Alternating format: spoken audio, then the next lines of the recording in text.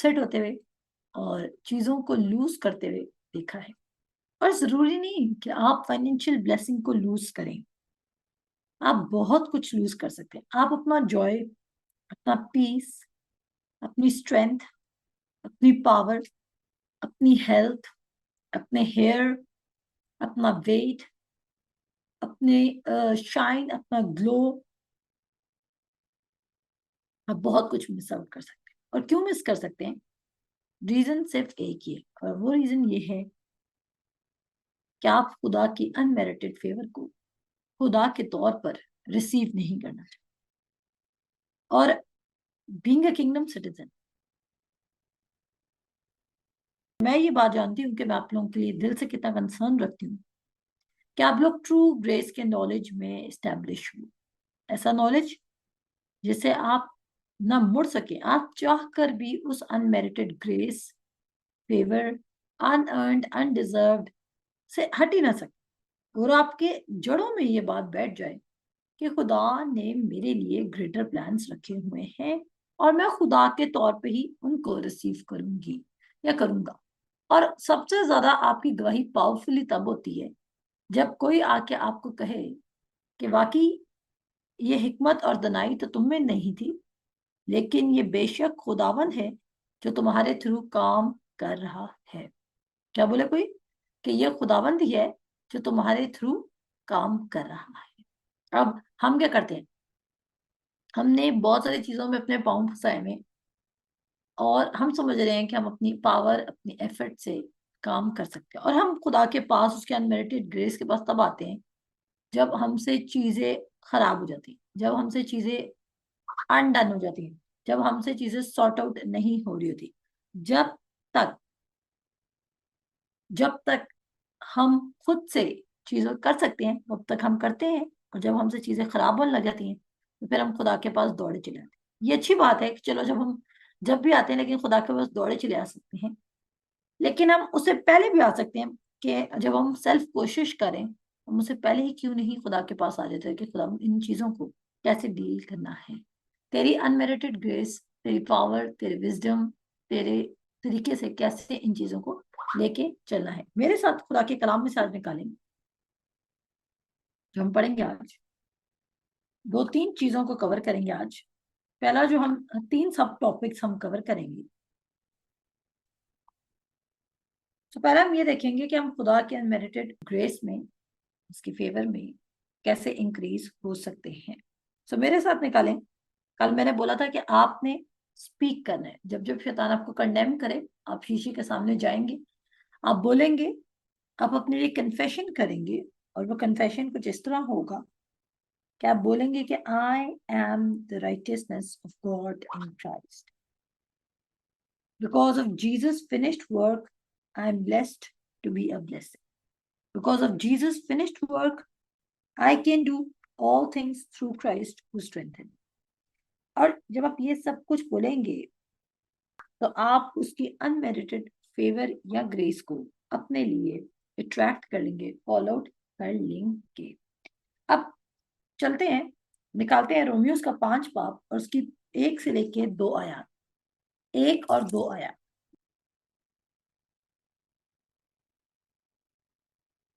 और यहाँ पर लिखा है, पहले उर्दू में पढ़ेंगे और उसके बाद इंग्लिश में पढ़ेंगे। Stay excited.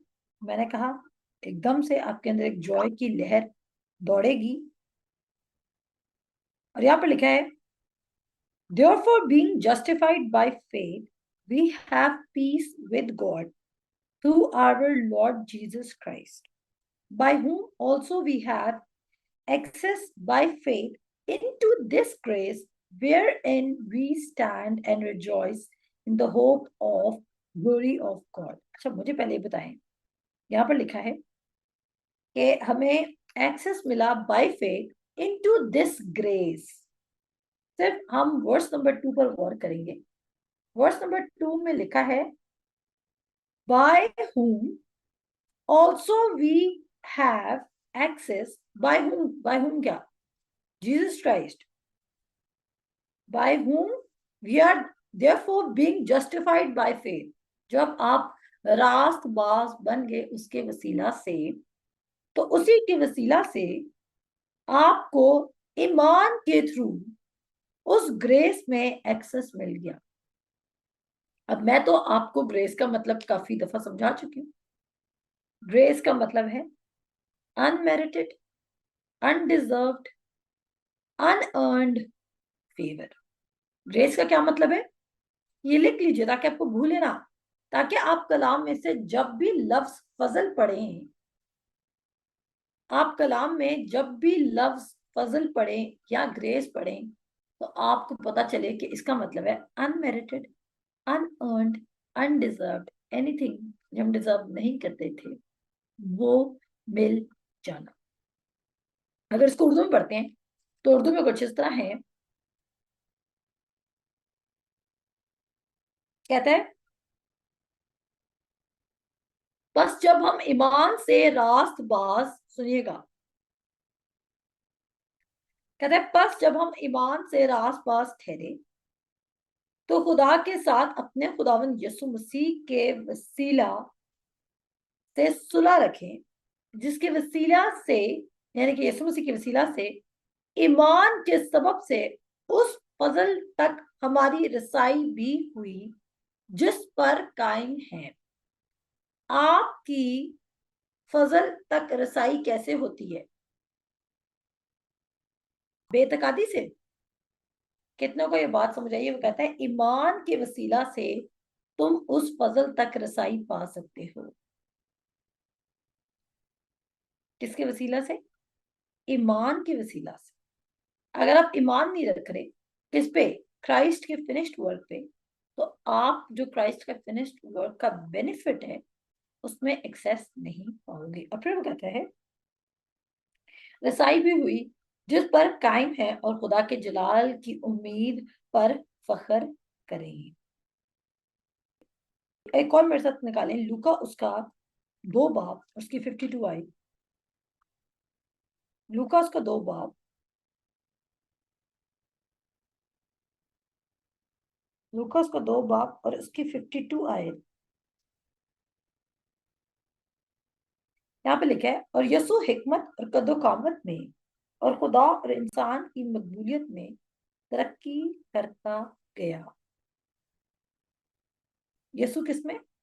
विजडम में, स्टेचर में, खुदा और इंसान की नजर में क्या करता गया? मकबूलियत, फेवर रिसीव करता रहा। मैंने आप सबको कहा है, अगर आप सबको मेरे सेंटेंस याद हो, तो मैंने कहा है कि आपकी रास्तबाजी का स्टैंडर्ड एक ही है, वो है क्राइस्ट जीसस। ऐसा ही सबको याद है? सबकी रास्तबाजी का स्टैंडर्ड क्या है? Jesus Christ. आप कभी भी ज्यादा यीशु को प्यार करके अपनी राइटियसनेस ज्यादा नहीं कर सकते बाकी लोग, या आप ज्यादा अंजीर का काम करके अपनी रास्तबाजी बाकी लोगों से ज्यादा नहीं कर सकते। क्योंकि जहां भी आप खुदा के कलाम में रास्तबाजी का लफ्ज पढ़ेंगे, वहां पे आप कुछ बढ़ जाना, रास्तबाजी का बढ़ जाना या रास्तबाजी का कम हो जाना नहीं पड़ेगा। लेकिन जब आप फजल का वर्ड पढ़ेंगे या फेवर का वर्ड पढ़ेंगे, तो आप देखेंगे कि उसके साथ एडजेक्टिव उसको डिस्क्राइब करने के लिए यूज होगा कि या तो वो इंक्रीज हो रहा है या तो वो डिक्रीज हो रहा है। फजल आपकी जिंदगी में मल्टीप्लाई हो सकता है। अब जरा इमेजिन करें फजल की डेफिनेशन। फजल की डेफिनेशन क्या है? अनमेरिटेड फेवर, जो आप डिजर्व नहीं करते थे, आपको मिल जानी है, अचानक से आपको मिल जानी है। आप में से कितने हैं जो अपनी जिंदगी में खुदा की अनमेरिटेड फेवर को इंक्रीज करना चाहते? कितने हैं जो खुदा की अनमेरिटेड फेवर को अपनी जिंदगी में इंक्रीज करना चाहते हैं? सब करना चाहते हैं, क्योंकि उसकी फेवर से क्या होगा कि जो काम हमें नहीं भी आता होगा हम उसके लिए भी अच्छे हो जाएंगे, और जो काम हमें समझ नहीं भी आ रहा होगा हम उसके भी काबिल हो जाएंगे, और हम इंसान और खुदा की नजर दोनों जगह पर फेवर को रिसीव करेंगे। अब अगर आप चाहते हैं, ट्रूली आप चाहते हैं कि आपकी जिंदगी में अनमेरिटेड फेवर और ग्रेस इंक्रीज करे, तो आपको क्या करना पड़ेगा? आपको उस चीज पर फेथ रखना होगा। और कल बताया था कि जो हमारा फेथ है वो स्पीक करता है। Faith should speak. ऐसा ही है, आपका फेथ बोलना चाहिए। जब आप ईमान दिल से लाते हुए इकरार मुंह से करते हैं, तो वो करंथियों के खत में हमें पॉल बता रहा है कि आपने अपने फेथ को स्पीक करना है। मैं पूरा एक सीरीज लेके चल रही हूँ फेवर ऑफ गॉड पे, इसको गौर से सुने। अब जब आप फेवर में इंक्रीज कर रहे हैं और आप चाहते हैं आप और इंक्रीज करें, तो इसके लिए आपको ईमान तो लाना है, दिल से ईमान लाना है, लेकिन मुंह से मुसलसल इकरार भी करना है। हो सकता है इनिशियली आपके दिल पर उस इकरार का कोई असर ना हो, क्योंकि आपके अराउंड बहुत सारे मसाइल चल रहे हैं, बहुत सारे मसले चल रहे हो, बहुत सारी ऐसे रीजंस चल रहे हैं जिनकी वजह से आपको लगता नहीं है कि आप फेवर के अंडर हैं।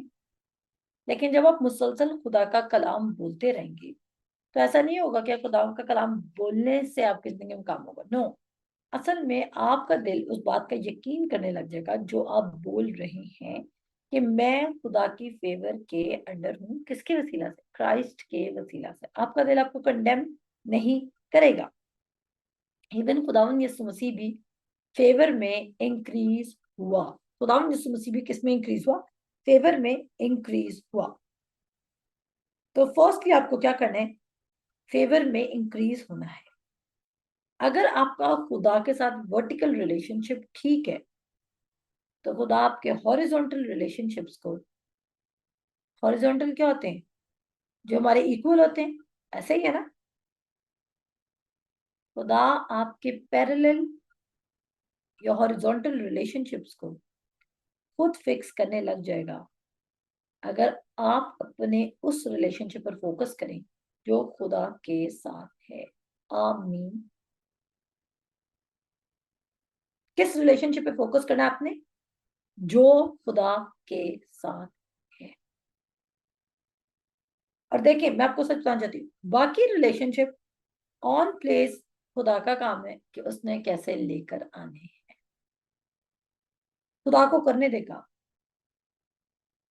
वर्स्ट चीज जो आप अपने साथ कर सकते हैं वो ये है कि आप उसकी फेवर और ग्रेस से निकलकर सेल्फ एफर्ट में पड़ जाएं। कितनों को अभी तक समझ आई? अब जो खुदावंद यीशु मसीह का परफेक्ट वर्क है, जो उसका प्रेशियस ब्लड है, उसके वसीला से आप तीन चीजें होते हैं। ये लिख लीजिए, तीन चीजें, क्योंकि मैं इन तीन चीजों से रिलेटेड आपको तीन वर्सेस बताऊंगी, ताकि आपको ये बात जहन नशीन हो जाए, आपके माइंड में बैठ जाए। नंबर वन, खुदावंद यीशु मसीह के लहू बहाने से, जिसने आपको रास्तबाज कर दिया, आपका स्टेटस बिल्कुल चेंज कर दिया। उसे नंबर वन चीज जो आप बनते हैं, वो आप ग्रेटली ब्लेस्ड बनते हैं। क्या बनते हैं? बरकतों पर बरकतें, यानी कि ग्रेटली ब्लेस्ड। लिख लिया सबने? नोट डाउन कर ले। क्या बनेंगे आप? पहले ग्रेटली ब्लेस्ड। नंबर टू आप क्या बनेंगे? Highly favoured. नंबर वन आप क्या बनेंगे? Greatly blessed. नंबर टू आप क्या बनेंगे? Highly favoured. नंबर थ्री आप क्या बनेंगे? Deeply loved. Blessed, favoured and loved. और कौन ये तीनों चीजें अपनी जिंदगी में देखना चाहता है? Blessed, favoured and loved. सब देखना चाहता हूँ। हमें ये एहसास रहे कि हम ब्लेस्ड हैं, हम फेवर्ड हैं, और हम डीपली लव्ड हैं। आमीन। उसके बाद कहता है खुदा का कलाम, अगर हम खुदा के कलाम पे गौर करें, रोमियो 5 पद की 2 आयत में वो क्लियरली कहता है, we have access by faith into this grace. We have access by faith into this grace. और ग्रेस क्या है? Unmerited favour. ग्रेस क्या है? Unmerited favour in which we stand. वो कह रहा है, अगर तुम चाहते हो कि तुम फेवर में इंक्रीज करो, तो फेथ को यूज करो। आप देख सकते हैं अपने अराउंड भी कि कुछ बिलीवर्स ज्यादा ब्लेस्ड हैं और कुछ बिलीवर्स लीस्ट ब्लेस्ड है। क्या खुदा रिस्पेक्टर ऑफ अ पर्सन है? क्या खुदा किसी के आउटवर्ड एक्शन को देखते हुए उसको ब्लेस करे? नहीं। खुदा लोगों के आउटवर्ड एक्शन को देखकर उनको ब्लेस नहीं करता, बल्कि खुदा लोगों की उसके फजल पर लीनिंग देखकर ब्लेस करता है। मैं रिपीट करी, लिख लीजिए। खुदा आपकी बाहर कितनी खिदमत है और आप कितना ज्यादा काम करें उसको देखकर आपको ब्लेस नहीं करता है। खुदा आपके दिल में, आपके हार्ट में क्या इंटेंट्स हैं उनको डिसर्न करता है कि आप कितना ज्यादा उसके वर्ड पर लीन कर रहे हो, आप कितना ज्यादा उसके बेटे क्राइस्ट जीसस को अपनी जिंदगी में मैग्नीफाई कर रहे हो। जो जितना ज्यादा क्राइस्ट को अपनी जिंदगी में मैग्नीफाई करता है, क्राइस्ट उसको इतना ज्यादा ऊपर लेकर आता है। इसी तरह फॉर एग्जाम्पल अगर हमें कंप्यूटर या बैंक अकाउंट को एक्सेस करना होता है तो we always use pin code या पासवर्ड्स यूज करते हैं। इसी तरह अगर आप चाहते हैं कि आप एक्सेस रिसीव करें, इंक्रीज हो खुदा के फजल में, खुदा की फेवर में, खुदा की मकबूलियत में, तो आपको भी एक पासवर्ड दिया गया उसने। और वो क्या पासवर्ड है? फेथ। और फेथ क्या है? और किस बात पे फेथ रखते हैं? That you are highly favoured. अब अपना नाम डाल सकते हैं statement, Serish is highly favoured. जो फेवर पे बिलीव करेंगे वो फेवर के थ्रू ब्लेस्ड होंगे। जो अपनी पावर और स्ट्रेंथ पे बिलीव करेंगे वो अपनी पावर और स्ट्रेंथ से ब्लेस्ड होंगे।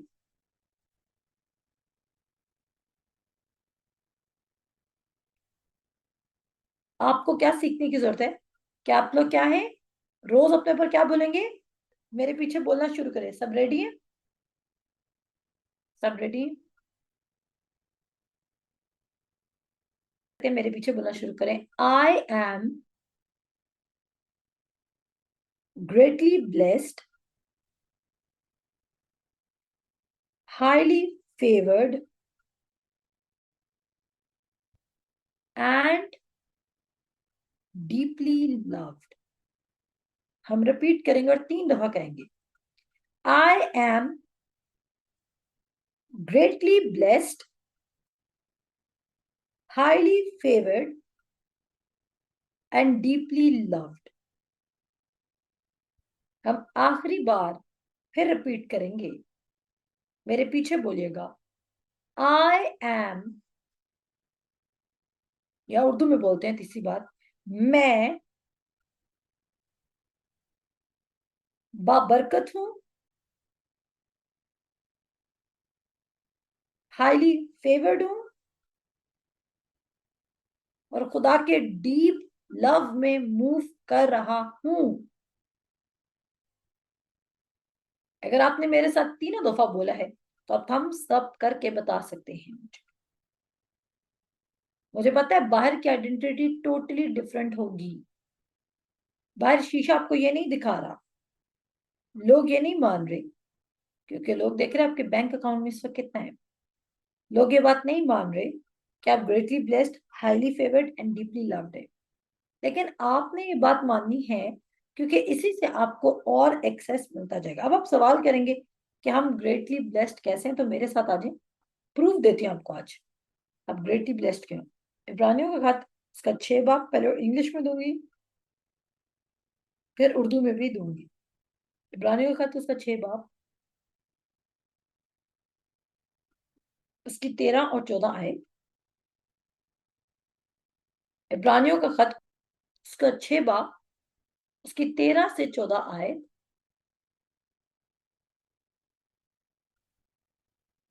और यहां पर लिखा है, for when God made promise to Abraham, because he could swear by no greater, he swore by himself, saying, surely blessing I will bless thee, and multiplying I will multiply thee।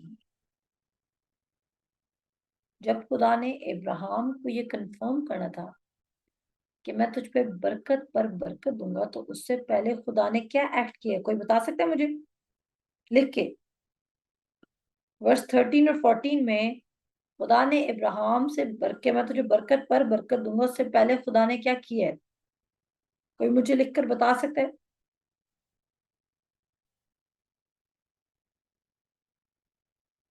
अपनी ही कसम खा ली है। यानी कि वो बरकत देने के बारे में इतना सीरियस है कि खुदा ने कसम खा ली। क्या खुदा ने रास्तबाज ठहराने के लिए कसम खाई थी आपसे? कि उसने आपको बोला तुम रास्तबाज हो, मैं कसम खाता हूं तुम रास्तबाज हो? कितनों को ये बात समझ भी आई और हिट भी की है कि खुदा ने बरकत देने से पहले जब उसको कोई अपने से बड़ा नहीं मिला और इब्राहिम इस बात का यकीन कर ले, तो उसने अपनी कसम खुद उठा ली ताकि तुम यकीन कर सको कि तुम इब्राहिम के वसीला से बरकत पाओगे। क्या ये छोटी बात है? खुदा ने क्या किया? खुदा ने कसम खा ली। अगर उर्दू में बड़े कहता है, चुनाचे जब खुदा ने इब्राहिम से वादा करते वक्त कसम खाने के वास्ते किसी को अपने से बड़ा ना पाया, तो अपनी ही कसम खा कर फरमाया। पहले कसम खाई और फिर फरमाया कि यकीनन मैं तुझे बरकतों पर बरकतें बख्शूंगा। हालेलुया। मेरे नहीं ख्याल से कोई इस वर्स कभी इस तरह आपको हिट की होगी कि खुदा बरकत देने से पहले कसम खा रहा है। ऐसा ही है। आपने इस वर्स को कभी ऐसे नहीं देखा होगा कि खुदा बरकत देने से पहले अपनी कसम खा रहा है। यानी कि आपको बरकतों पर बरकतें बख्शना उसके लिए इतना इंपॉर्टेंट था कि उसने क्या किया? उसने अपनी कसम खा ली, बरकतों और तेरी औलाद को बहुत बढ़ाऊंगा।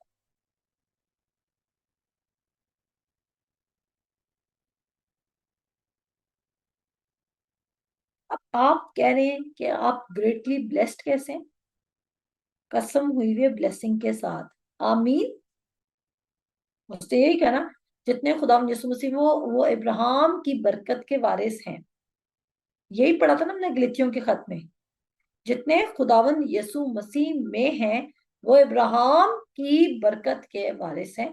और यहाँ पर जब उसने इब्राहिम की बरकत से बात की थी, तो उसने इब्राहिम को कसम के साथ बाउंड किया था कि मैं तुझे बरकतों पर बरकतें दूंगा। आपको कोई कसम खा के कहता है कि मैं तुम्हें गाड़ी ला के दूंगा, आपको बंदा कैसा लगेगा? प्यारा ना? अच्छा लगेगा ना?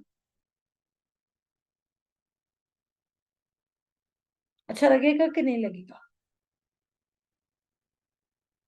अच्छा लगेगा।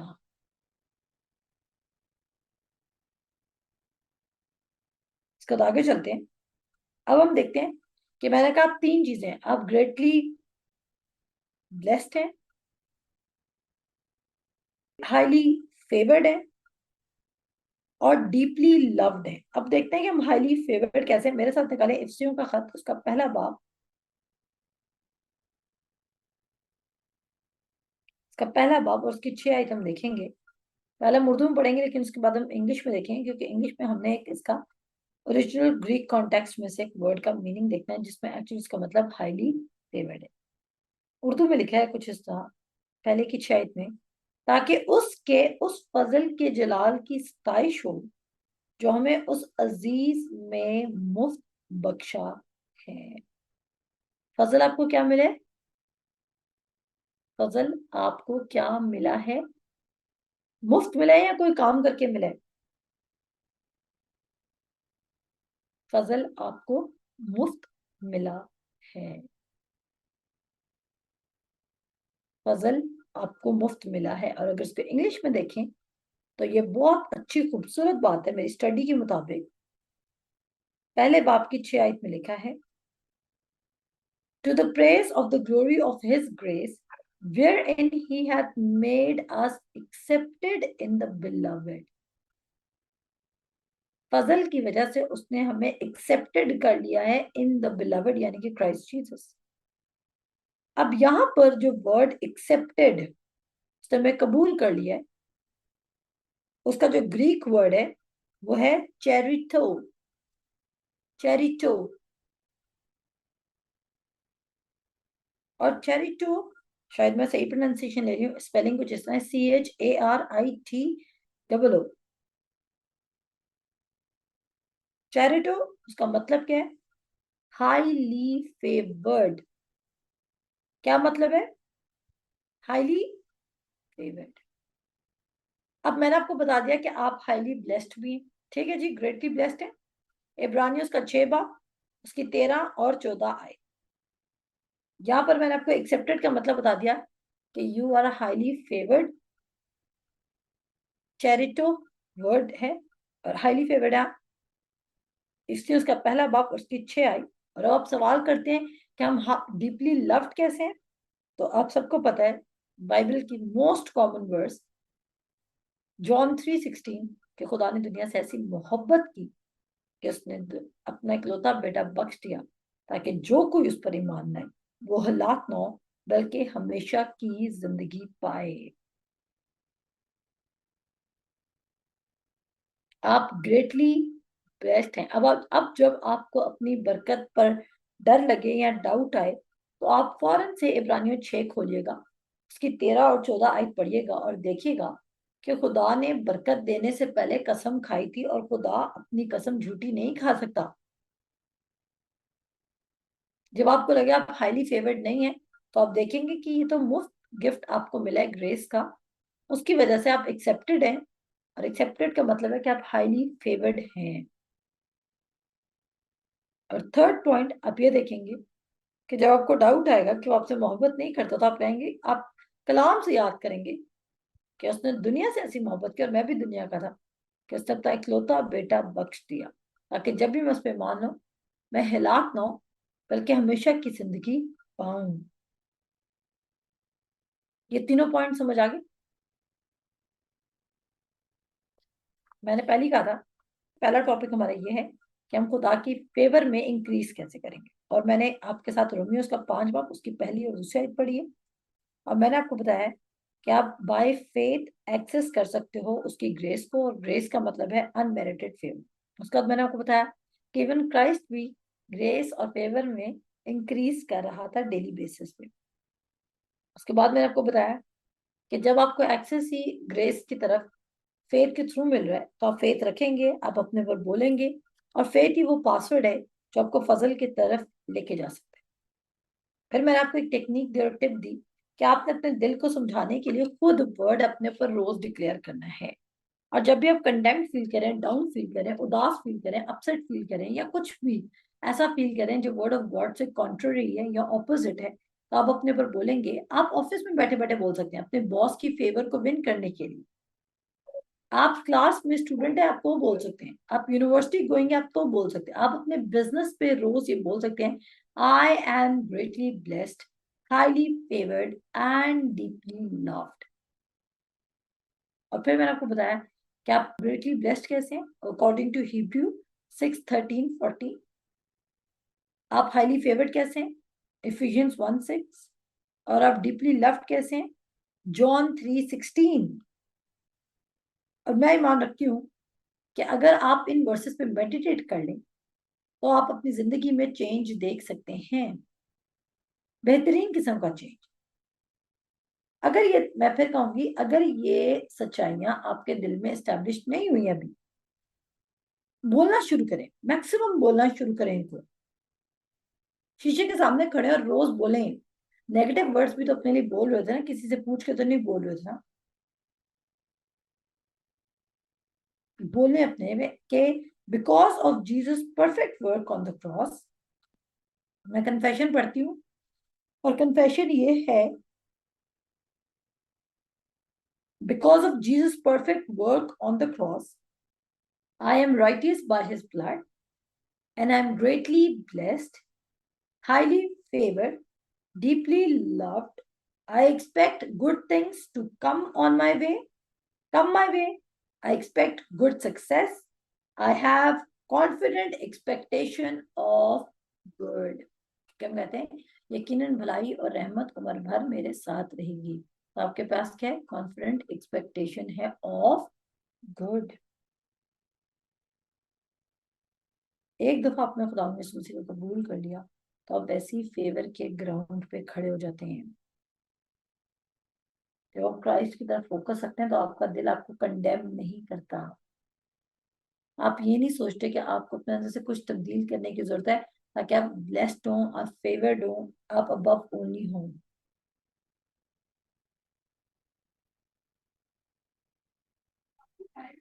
खुदा ऐसी बात नहीं है कि आप सोचें कि पता नहीं मैं खुदा का फेवरेट हूं या नहीं।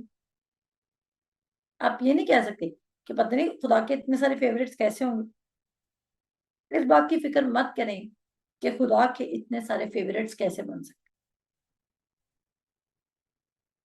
और ना ही ये सोचें कि खुदा मुझे क्यों फेवर देगा। खुदा आपको फेवर इसलिए देगा क्योंकि आपने उस फेवर को बाय फेथ एक्सेस किया है। हालेलुया। जो उसने खुद ही कहा है कि तुम उस अनमेरिटेड फेवर को बाय फेथ एक्सेस कर सकते हो। ये उसने कहा, ये हमने तो कहा ही नहीं, उसका कलाम कह रहा है। रोमन्स 5:1 and 2, ये उसका कलाम कह रहा है कि you can access my my grace by faith. और ग्रेस क्या, अनमेरिटेड फेवर। खुदा को लिमिट ना करें। आप खुदा को लिमिट ना करें। आप खुदा को लिमिट इसलिए ना करें क्योंकि मत्ती के 10 बाब के 30 आयत में अगर आप सबको याद हो तो वो कहते हैं मैंने तेरे सर के बाल भी गिने हुए हैं। मैंने तेरे सर के बाल भी गिने हुए हैं। आप खुदा को लिमिटेड नहीं कर सकते कि खुदा के इतने ज्यादा फेवरेट कैसे हो सकते हैं। केसी पेज का हर शख्स खुदा की फेवरेट लिस्ट में आ सकता है अगर वो खुदा की फेवर पर डिपेंड करेगा। खुदा का फेवरेट बनने के लिए क्या करना होगा? एफिशिएंसी मांगनी होगी? नो, उसकी अनमेरिटेड फेवर पर लीन करना होगा। कितना इजी हो गया, ऐसा ही है। खुदा का फेवरेट बनने के लिए उसकी फेवर पर लीन करना होगा।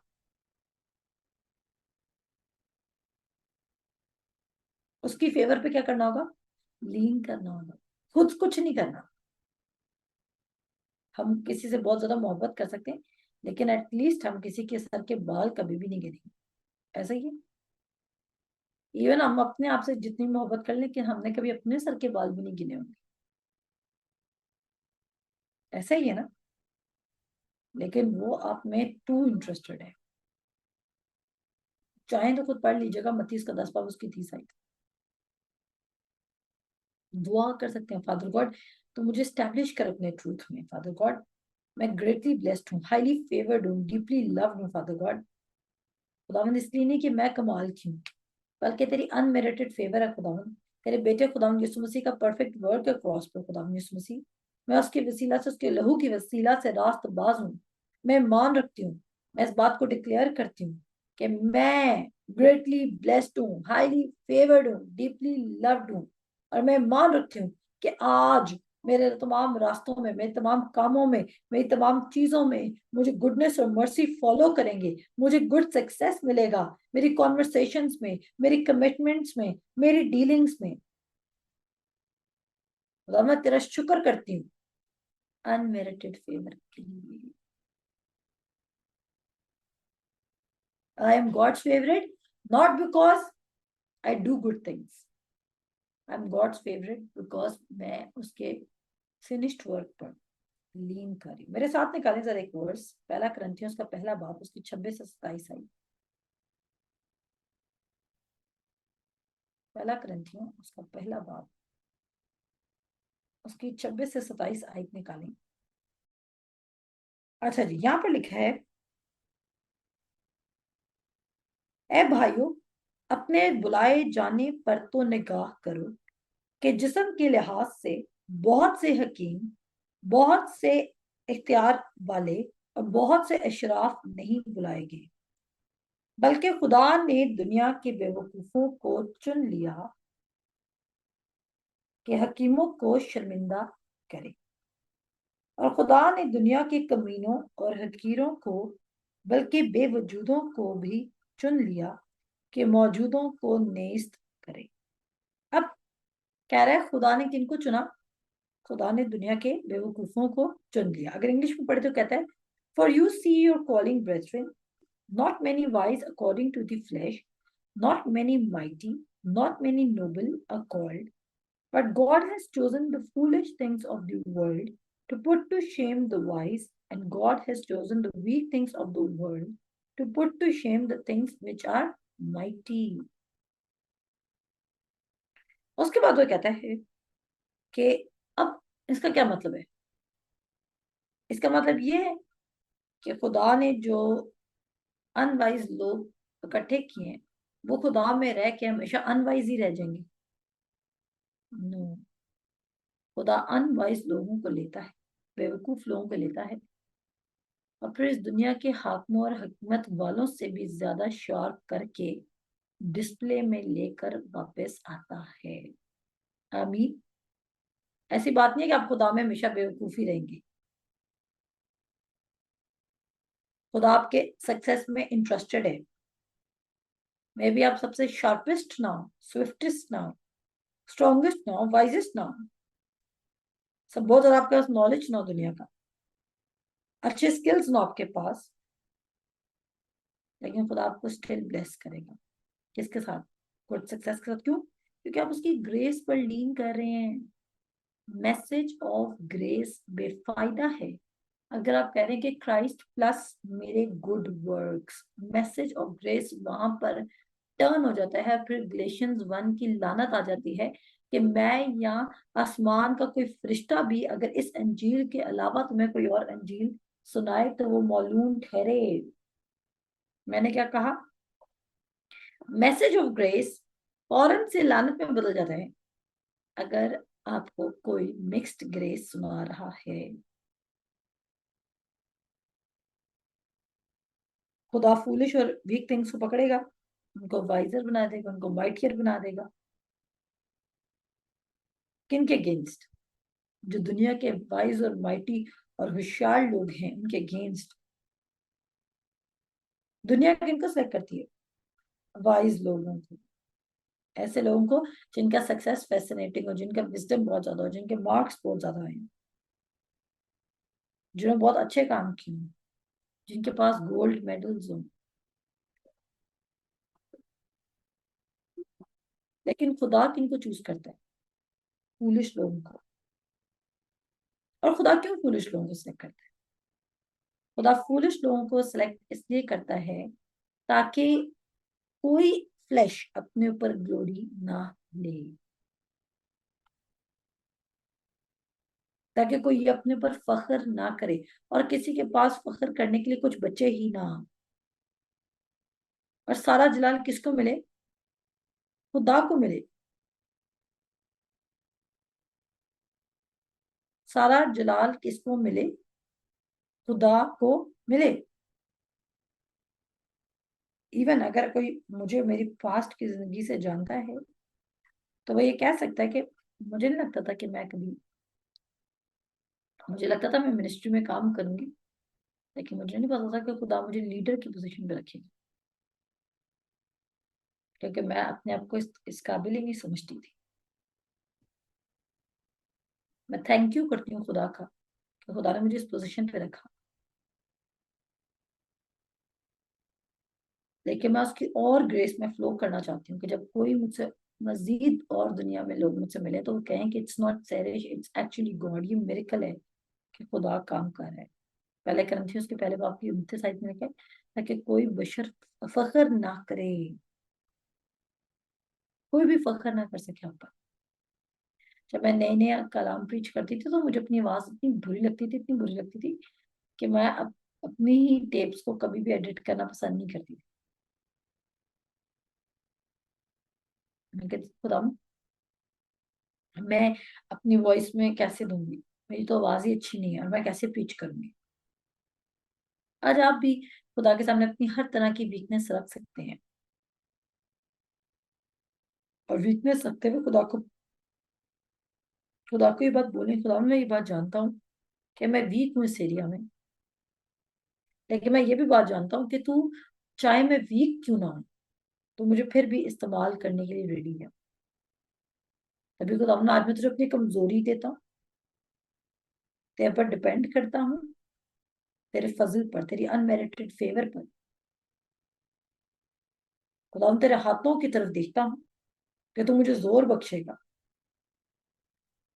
तो मैं तेरा शुक्र करता हूँ तो कि तू मुझे उठा खड़ा करेगा। और जहां पे लोग मेरिट की वजह से सिलेक्ट होते हैं और सक्सेस देखते हैं, खुदा मुझे नेचुरल एबिलिटी से हटाकर सक्सेस तेरे थ्रू मिलेगा। खुदा मैं स्मार्टेस्ट नहीं हूँ, खुदा मैं स्ट्रॉन्गेस्ट नहीं हूँ, लेकिन तू मुझे ब्लेस करेगा क्योंकि मैं तेरी फेवर और ग्रेस पे डिपेंड करता हूँ। मैं फेवर और ग्रेस पे डिपेंड करता हूँ।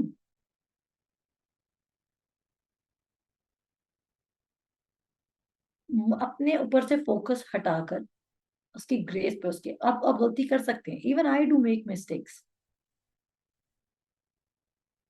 स्टिल नाउ मैं मेक आई मेक मिस्टेक्स।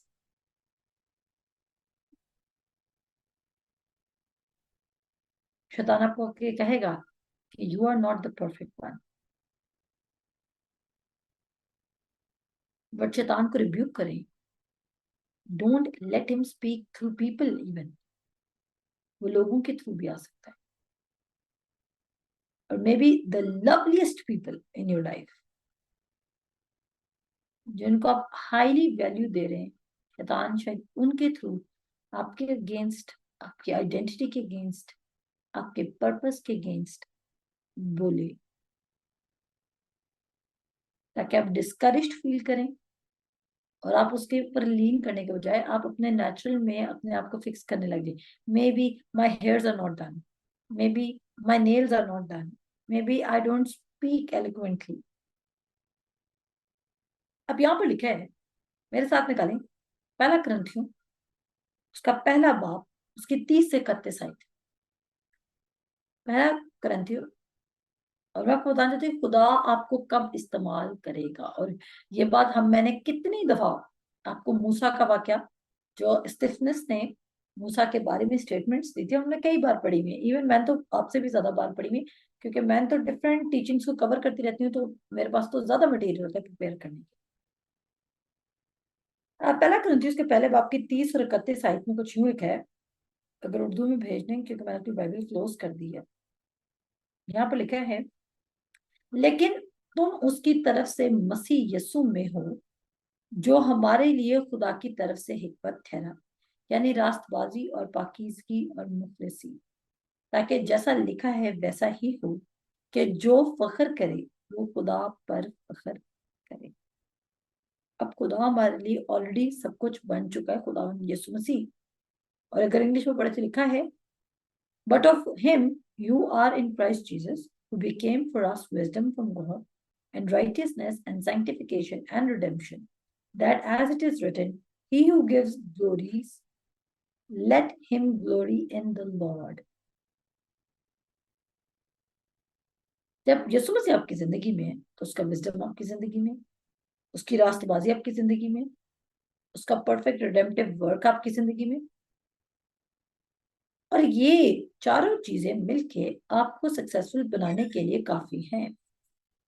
जब आप जब आप क्या करेंगे, जब आप अपने सक्सेस पर बोस्ट करते हैं, यानी कि आप कहते हैं यस आई एम सक्सेसफुल और ये मैंने किया बिकॉज मेरी प्रैक्टिस बहुत थी, मेरी ट्रेनिंग बहुत बहुत थी, तो आप क्या करें, आप लिमिटेड सक्सेस को एंजॉय करें। लेकिन एक अनलिमिटेड सक्सेस है जो सिर्फ जीसस क्राइस्ट पर लीन करने से आ सकता है। जो सक्सेस खुदा यीशु मसीह के थ्रू आएगा वो कैसी होगी, वो स्ट्रांग होगा, अनमैचेबल होगा, माइटी होगा, वो आपको स्ट्रांग बनाएगा, वो आपको इंक्रीज करेगा, वो सक्सेस बढ़ता हुआ नजर आएगा।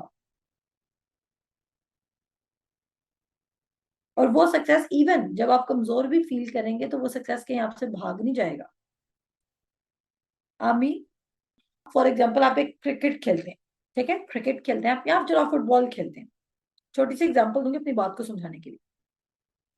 आप फुटबॉल खेलते हैं और एक दिन आपकी परफॉर्मेंस, आपका मैच है,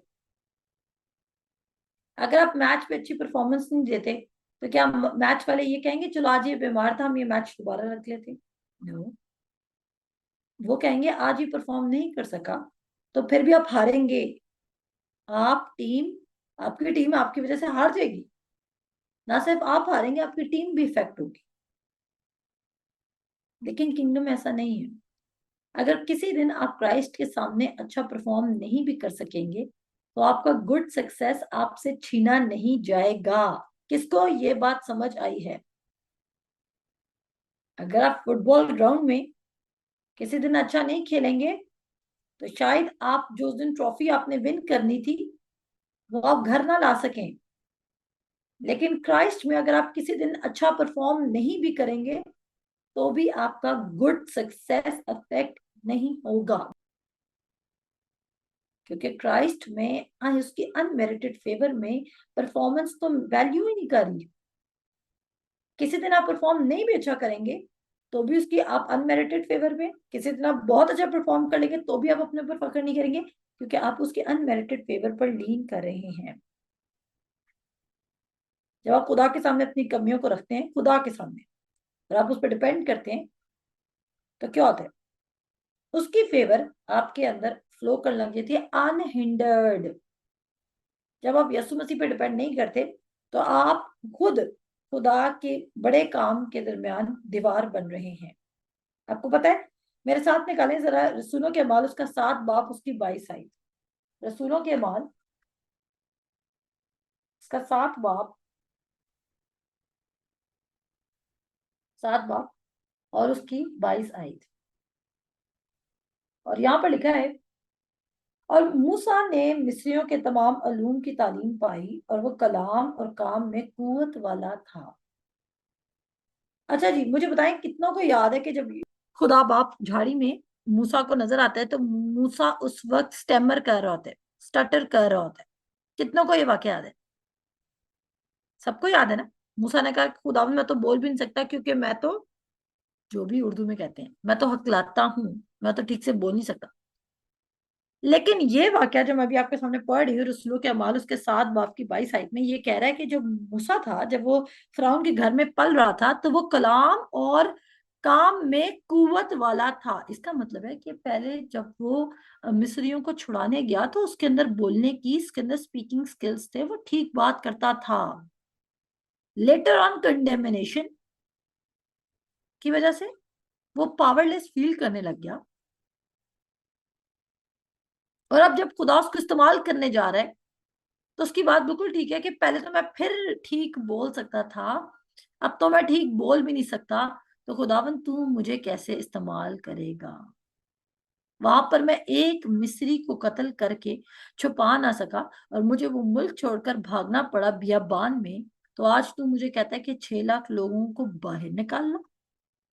क्या मैं इस काबिल हूं? लेकिन खुदावन ने इसको बार बार रिमाइंड किया कि तू इस काबिल हो या ना हो, मैं तेरे साथ जाऊंगा। खुदावन ने इसको क्या कहा? तू इस काबिल हो या ना हो, मैं तेरे साथ जाऊंगा। खुदा उन लोगों को, खुदा मूसा को 40 साल पहले इस्तेमाल इसलिए नहीं कर सकता था क्योंकि 40 साल पहले मूसा के अंदर तमाम वो क्वालिटीज थी जिनकी वजह से वो अपने आप पर फख्र करता था।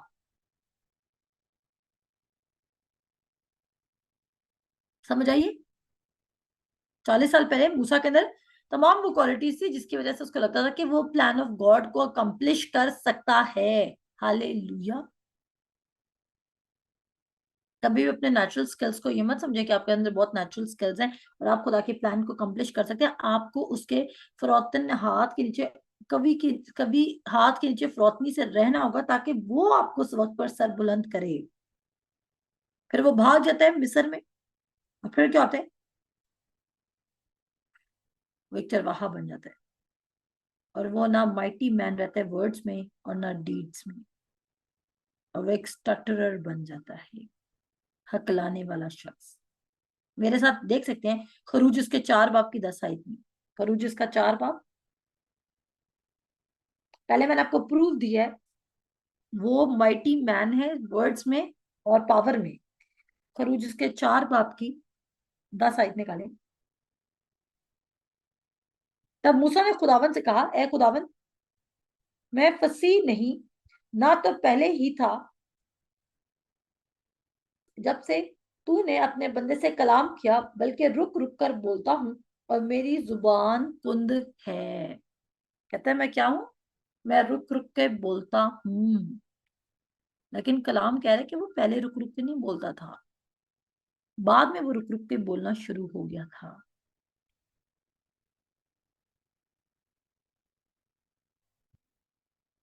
उसको अपना आप अब इनसफिशिएंट लगने लग गया था। उसको लगता था जिन टाइम में खुदा ने मुझे इस्तेमाल करना था, तब तो खुदा ने मुझे इस्तेमाल किया, नहीं तो अब खुदा मुझे क्या इस्तेमाल करेगा। आमीन।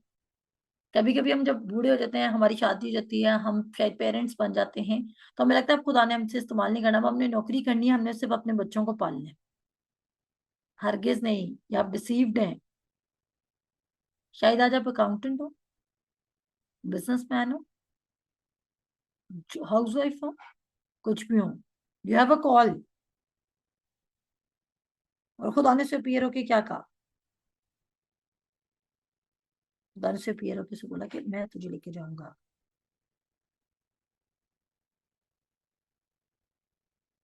पहले मूसा ने अपनी ताकत पर डिपेंड करने की कोशिश की, और मैंने कहा कि वो एक मिस्री से फाइट नहीं कर सका। लेकिन बाद में वही मूसा बहरे कोजम के दो हिस्से करके 14 बाब में, खुद के 14 बाब में लाखों इसराइलियों को मिस्रियों के हाथ से छुड़ा के ले जाता है। क्या ये अमेजिंग बात नहीं है आपके लिए? कि पहले वो एक मिस्र अपनी पावर में वो एक मिस्री को हैंडल नहीं कर पाया। गौर कीजिए, जो मैं बात पे तवज्जो दिलवाने की कोशिश कर रही हूँ, कि अपनी पावर में वो एक एक इजिप्शियन को हैंडल नहीं कर सका था, तभी वो 40 साल पहले वहां से भाग गया था। कितनों को मेरी बात समझ आ रही है? अपनी ताकत और अपने जोरे बाजू में वो एक इजिप्शियन को हैंडल नहीं कर सका था, और वो 40 साल पहले अपना मुल्क, अपना वतन, अपना घर बार सब कुछ छोड़ के भाग गया। लेकिन खुदा की पावर में वो लाखों मिस्रियों को ओवरकम कर लेता है। और खुदा का कलाम में क्या कहता है? पहला पत्रस उसके 5 बाब की 5 आयत में, कि खुदा मगरूरों का मुकाबला करेगा, लेकिन वो फरौतनों को फजल बख्शेगा। ये मत समझे कि खुदा जबरदस्ती आप पर, क्योंकि आप क्रिश्चियन हैं, क्योंकि आप बॉर्न अगेन हैं, क्योंकि आपने केसीपीए ज्वाइन किया है, इसलिए खुदा जबरदस्ती आप पर अपने अनमेरिटेड फेवर को इम्पोज करेगा। खुदा इम्पोज करने पर बिलीव नहीं रखता, ये इनजस्टिस होगा खुदा की तरफ से। जब भी हम अपने विजडम पर और अपनी पावर पर डिपेंड करने का सोचते हैं, खुदा में करने देता है, खुदा नहीं में रोकता। आपको पता है, खुदा में करने देता है जो हम करना चाहते हैं। खुदा अपने फजल उन पर करता है जो खुदा से फजल मांगते हैं। कितनों को ये बात समझ आई? खुदा उन बिलीवर्स पर फजल करेगा जो फजल को बाय फेथ एक्सेस करेंगे।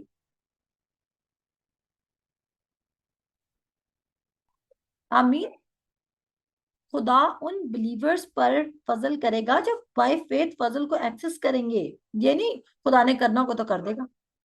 हाँ, हम तो फजल की टीचिंग वाले चर्च में जाते हैं।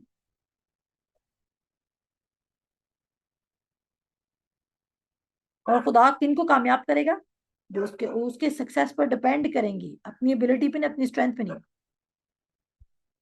तो जब आप खुदा के अनमेरिटेड फेवर पर डिपेंड करेंगे, तो खुदा ओवरटेक कर लेगा चीजों को। मोजेस की सिचुएशन याद रखिएगा। अच्छा जी। तो he will take over, and what he will do, वो टेक ओवर कर लेगा। वो करेगा जो आप अपने लिए नहीं कर सकते। वो कर देगा आपके लिए जो आप खुद अपने लिए नहीं कर सकते।